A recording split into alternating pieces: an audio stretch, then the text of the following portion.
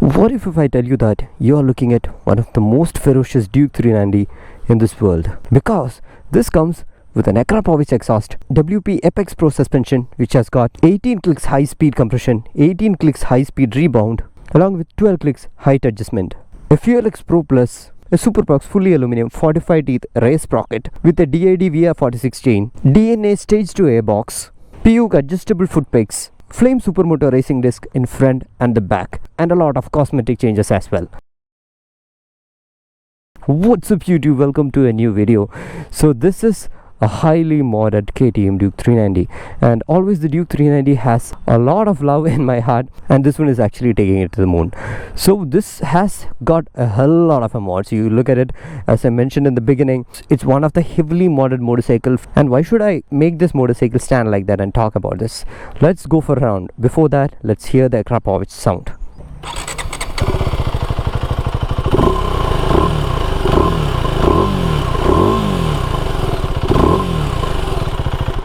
It has got a very grunty feel, so let's go for the ride. Alright, let's pull it hard.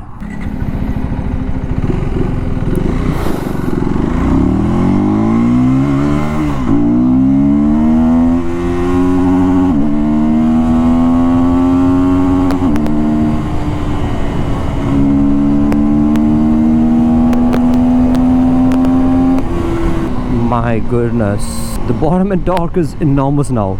In fact, when I rode the Duke 390 for the launch event, I had a little disappointment in my mind. I have showed that in my review video as well, because when we look at all the generations of the KTM Duke 390, when the Austrian company landed in India, provided us an enormous, monstrous, stocky, monstrously powerful motorcycle in the single cylinder, where actually at that point in time many Indians cannot even accept it or digest the fact that you can ride the motorcycle so fast in single cylinders.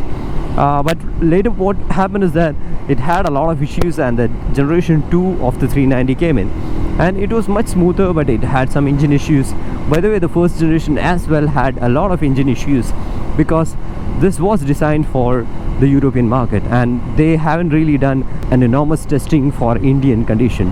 It was hot, it was humid, and the engine had a lot of issue. The engine oil and the coolant get mixed, so it was pretty common that some of the KTM Duke 390s, those who pushed the motorcycle really hard, had a lot of trouble with heating and these engine oil mixing. And then the second generation came in, and finally the third generation. So the third generation was the 399cc, but unfortunately I'll say that this was one of the most saner, one of the most smoothest KTM engine that I've ever ridden.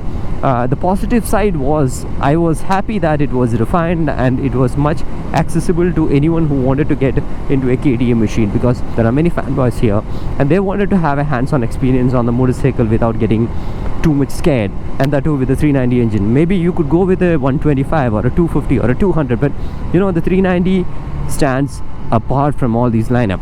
But you know, now when I ride this motorcycle, I feel that this has got a lot of grunt, and the main reason why this is being cooked up is because what this eat and what it breathes. You have an air filter, a piggyback ECU, you can see that it's down there, it's a switch here with 2 maps, and you have PUIG Pro, and it has got an akrapovic exhaust, so the back pressure is less. That means this motorcycle has one of the best power conversions, and also this has a 45 teeth race sprocket. That means compared to the stock 43 teeth, the 0 to 100 timing is going to be really well on this motorcycle. And the flip side of it is you have to compromise on the top speed, and the top speed is being managed by the piggyback ECU and the PUIG Pro. So that's how the system works. That's how I said that this is such a beautifully modded motorcycle. Now you could ask me, like, there are a hell lot of mods on this motorcycle, do you really need to have these mods? Not necessary, because if you are satisfied with the stock motorcycle, it is more than enough. Buy things which satisfies you. It's not just that, the brakes have been improved, and the main other attraction is the suspension. So the rear one is now completely adjustable. So you know, the Duke 390 comes with a rear suspension which doesn't have too much of adjustability, and yeah, when the motorcycle is actually running faster, you need better brakes, and this has got that.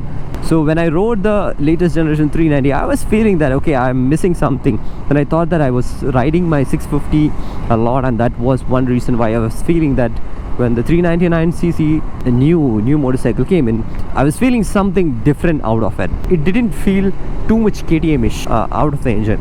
So then I came back to Bangalore and I just rode my Generation 1 RC390. I got to know that it's certainly different. It has certainly cut down certain DNAs of the KTM, and it's there in my video as well. If you see my detailed review of the KTM 390 Generation 3, in the end of that video you will see there is a portion where I'm talking with my Generation 1 RC390. The one which I've explained is a tip of an iceberg. You can actually look into the description to see what all mods this motorcycle has. I mean, few of the lovely things which I see is, you see these brake levers and clutch lever, completely original KTM power parts, and the protectors over here, a small fly screen. I mean, and this is not necessary over here actually, but yeah, it looks good. And the thigh grips, man, the RNG thigh grips, really fun to ride this motorcycle.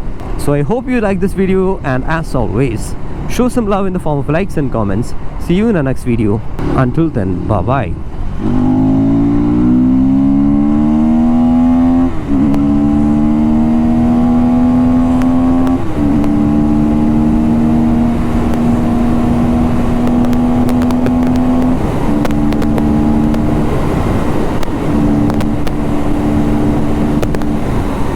Man, I wish there is an updated quick shifter for this one. The quick shifter is only one thing which I don't like on this motorcycle. Stock one, I'm talking about the stock one.